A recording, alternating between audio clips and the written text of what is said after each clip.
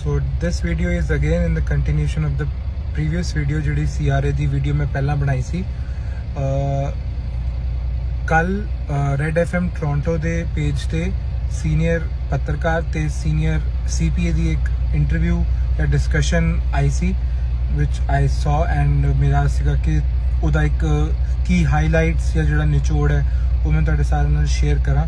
Regarding driver Inc model issue ਜਿਹੜਾ CRA ਦਾ ਚੱਲ ਰਿਹਾ ਜੋ ਕਰਨਾ ਚਾਹ ਰਹੇ ਆ ਉਹਦੇ ਬਾਰੇ ਉਹਨਾਂ ਨੇ ਪ੍ਰੋਪਰ ਡਿਸਕਸ਼ਨ ਕੀਤੀ so I will be explaining that so basic highlights ਉਸ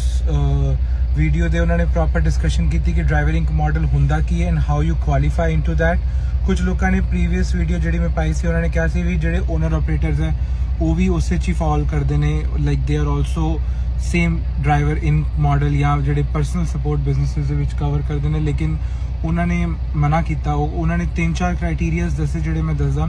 ਪਹਿਲਾਂ ਉਹਨਾਂ ਨੇ ਇਹ ਦੱਸਿਆ ਕਿ that you are whole annual earnings for example ਕਿਸੇ ਨੇ ਡਰਾਈਵਰ ਬਣਿਆ ABC ਕਾਰਪੋਰੇਸ਼ਨ ਖੁਲਵਾਈ ਐਂਡ ਉਹਦੇ ਸਾਰੇ ਈਅਰ ਦਾ ਜਿਹੜਾ ਰੈਵਨਿਊ ਹੈ ਉਹ XYZ ਲਿਮਿਟਿਡ ਯਾਨੀ ਕਿ ਉਹਦੀ ਜਿਹੜੀ ਕੰਪਨੀ ਹੈ ਜਿਹੜੀ ਜਿਸ ਤੇ ਕੰਮ ਕਰ ਰਿਹਾ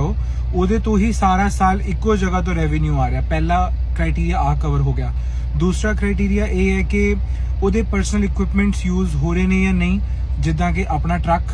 ਆਪਣੀ ਇੰਸ਼ੋਰੈਂਸ ਪਲੇਟਾਂ ਤੇਲ ਦਾ ਖਰਚਾ ਆਪਣੀ ਪਾਕਟ ਤੋਂ ਜਾ ਰਿਹਾ ਹੈ ਇੱਦਾਂ ਦੇ ਸਾਰੇ ਜਿਹੜੇ ਛੋਟੇ ਛੋਟੇ ਖਰਚੇ ਨੇ ਐਕਸਪੈਂਸਿਸ ਇਕਵਿਪਮੈਂਟਸ ਇਹ ਆਪਣੇ ਚੱਲ ਰਹੇ ਨੇ ਜਾਂ ਨਹੀਂ ਜਾਂ ਕੰਪਨੀ ਦੇ ਚੱਲ ਰਹੇ ਨੇ ਜੇ ਤੁਹਾਡੇ ਸਾਰੇ ਕੰਪਨੀ ਦੇ ਖਰਚੇ ਨੇ then you are a driver inc model basically and ਤੀਸਰਾ ਉਹਨਾਂ ਨੇ ਜਿਹੜਾ ਮੈਂ ਕਦੀ ਨਹੀਂ ਸੁਣਿਆ ਪਹਿਲਾਂ ਕਿ ਜੇ ਤੁਸੀਂ ਆਪਣੇ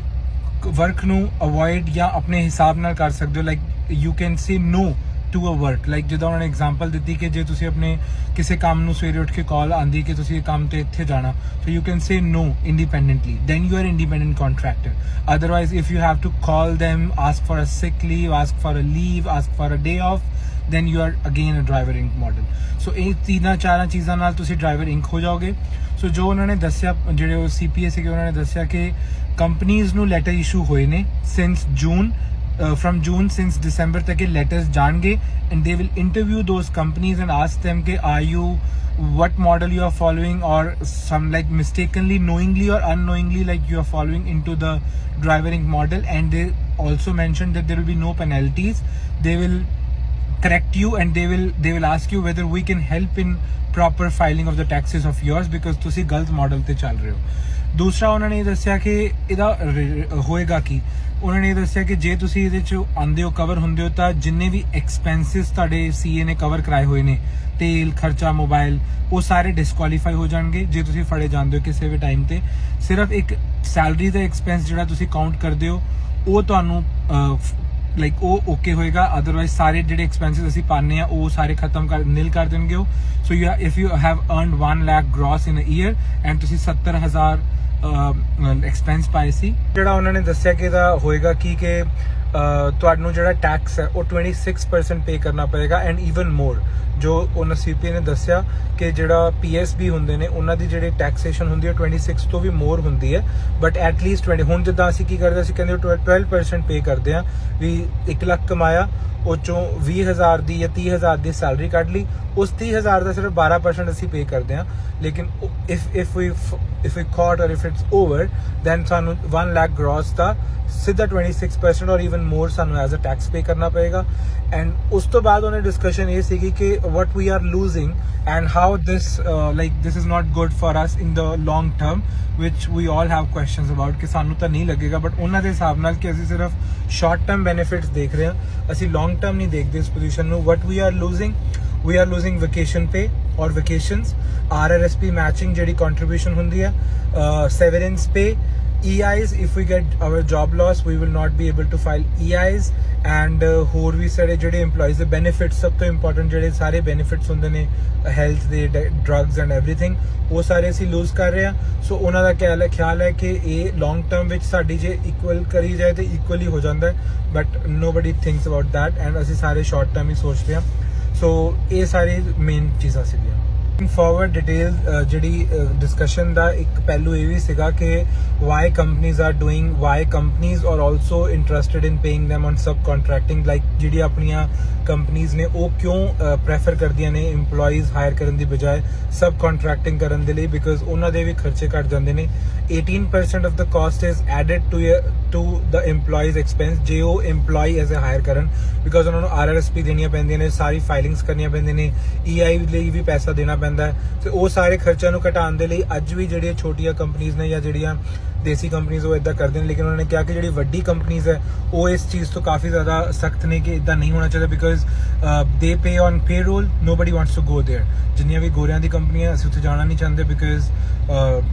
ਉੱਥੇ ਪੇਰੋਲ ਤੇ ਕੰਮ ਮਿਲਦਾ। So that's why they are with the CRA and with the they are ਹਿਟਿੰਗ the CRA ਕਿ ਉਹ ਕਰਨ ਇੱਦਾਂ ਦਾ ਕੁਝ, ਤੇ ਜਿਹੜੇ ਆਪਣੇ ਦੇਸੀਆਂ ਦੀ ਕੰਪਨੀ ਉਹ ਉੱਥੇ ਸਹੀ ਚੱਲ ਰਿਹਾ ਸਾਰਾ ਕੁਝ। ਸੋ ਇਹ ਵੀ ਚੀਜ਼ ਸੀਗੀ। ਉਹਨਾਂ ਨੇ ਕਿਹਾ ਕਿ ਓਵਰ ਟਾਈਮ ਬਾਰੇ ਗੱਲ ਕੀਤੀ ਕਿ ਜਿਹੜੇ 44 ਆਵਰਸ ਜਿਹੜਾ ਓਵਰ ਟਾਈਮ ਮਿਲਦਾ ਬਾਅਦ ਚੋਂ, ਜਿਹੜੇ ਇੱਕ ਐਜ਼ ਪਰ ਲੇਬਰ ਲਾਅ ਦੇ ਹਿਸਾਬ ਨਾਲ 44 ਆਵਰਸ ਤੋਂ ਬਾਅਦ ਤੁਹਾਨੂੰ ਓਵਰ ਟਾਈਮ ਮਿਲੇਗਾ, ਉਹ ਵੀ ਅਸੀਂ ਲੂਜ਼ ਕਰਦੇ ਹਾਂ। ਬਟ ਲੋਕਾਂ ਨੇ ਉੱਥੋਂ ਆਪਣੇ ਮੈਸੇजेस ਤੋਂ ਇਹ ਦੱਸਿਆ ਕਿ ਨਾਰਮਲ ਕੰਪਨੀ ਜਿੱਥੇ ਇੰਕ ਮਾਡਲ ਚੱਲ ਰਿਹਾ ਉੱਥੇ 60 ਆਵਰਸ ਤੋਂ ਬਾਅਦ ਓਵਰ ਟਾਈਮ ਪੇ ਕਰਦੇ ਆ, ਵਿਚ they had no knowledge about, because ਇਹ ਸਿਰਫ ਸਾਨੂੰ ਪਤਾ ਜਿਹੜੇ ਅਸੀਂ ਕੰਮ ਕਰਦੇ ਹਾਂ।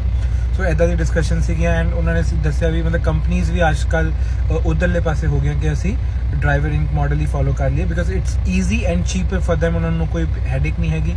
ਸੋ ਇਹ ਸਾਰੀ ਡਿਸਕਸ਼ਨ ਸੀਗੀ। ਇਸ ਸਾਰੀ ਡਿਸਕਸ਼ਨ ਦਾ ਜਿਹੜਾ ਲਿੰਕ ਹੈ ਮੈਂ ਪਾ ਦੂੰਗਾ, ਜੇ ਕਿਸੇ ਨੇ ਡਿਟੇਲ ਵੀਡੀਓ ਦੇਖਣੀ 20 ਮਿੰਟਸ ਦੀ ਵੀਡੀਓ ਉਹ ਦੇਖੇ। ਬਟ ਕਰਕਸ ਇਹੀ ਸੀਗਾ ਕਿ CRA ਕੁਝ ਲੈਟਰਸ ਭੇਜ ਰਹੀ ਹੈ ਕੰਪਨੀਆਂ ਨੂੰ, ਪਾਇਲਟ ਪ੍ਰੋਜੈਕਟ ਚੱਲ ਰਿਹਾ ਉਹਨਾਂ ਦਾ, it's just for the correction, not a penalty thing, it's just for the correction, and ਉਹਨਾਂ ਨੂੰ ਪੁੱਛਣ ਲਈ ਵੀ ਤੁਸੀਂ ਕਿੱਦਾਂ ਕਰ ਰਹੇ ਹੋ, justify itself। ਲੇਕਿਨ ਇਹ ਉਹਨਾਂ ਨੇ ਦੱਸਿਆ ਕਿ one time they will justify or they will ask to you, second time ਜਦੋਂ ਤੁਸੀਂ ਫੜੇ ਜਾਂਦੇ ਹੋ ਤਾਂ penalties and ਸਾਰਾ ਪਿਛਲਾ ਵੀ ਹਿਸਾਬ ਕਿਤਾਬ ਦੇਖਣ ਤੇ ਆ ਜਾਣਗੇ। ਲੇਕਿਨ ਫਿਲਹਾਲ ਉਹਨਾਂ ਨੇ ਕਿਹਾ ਵੀ ਕਿਸੇ ਤੇ ਪੈਨਲਟੀ ਨਹੀਂ ਪਾਣਗੇ, ਇਹੀ ਕਹਿ ਰਹੇ ਨੇ। ਬਟ ਇਹ ਕਿ ਉਹਨਾਂ ਨੇ ਵਨ ਟਾਈਮ ਤੁਹਾਡੇ ਨਾਲ ਕੰਪਨੀਆਂ ਨਾਲ ਜਿਹੜੀ ਇੰਟਰਵਿਊਜ਼ ਕਰਨੀਆਂ ਨੇ ਇੱਦਾਂ ਕੁਝ ਕਿਹਾ ਕਿ ਉਹਨਾਂ ਨੇ ਲੈਟਰਸ ਭੇਜਣੇ ਸ਼ੁਰੂ ਕੀਤੇ ਨੇ। ਸੋ ਦਿਸ ਇਜ਼ ਗੋਇੰਗ ਔਨ। ਪਤਾ ਨਹੀਂ ਫਿਊਚਰ ਕੀ ਹੋਏਗਾ, ਨੋਬਡੀ ਨੋਜ਼ ਕਿ ਡਰਾਈਵਰ ਛੱਡ ਦੇਣਗੇ ਕੰਮ, ਟਰਕਿੰਗ ਬੰਦ ਹੋ ਜਾਊਗੀ, whatever the thing is. But ਇਹ ਸਭ ਚੱਲ ਰਿਹਾ ਹੈ and it started again after Covid. ਇਹ ਕਿੱਥੇ ਜਾ ਕੇ ਰੁਕਦਾ, ਕਿੰਨਾ ਕੁ ਅਵੋਇਡ ਹੁੰਦਾ, nobody knows about that. So thank you so much and link मैं इधर पा दूंगा,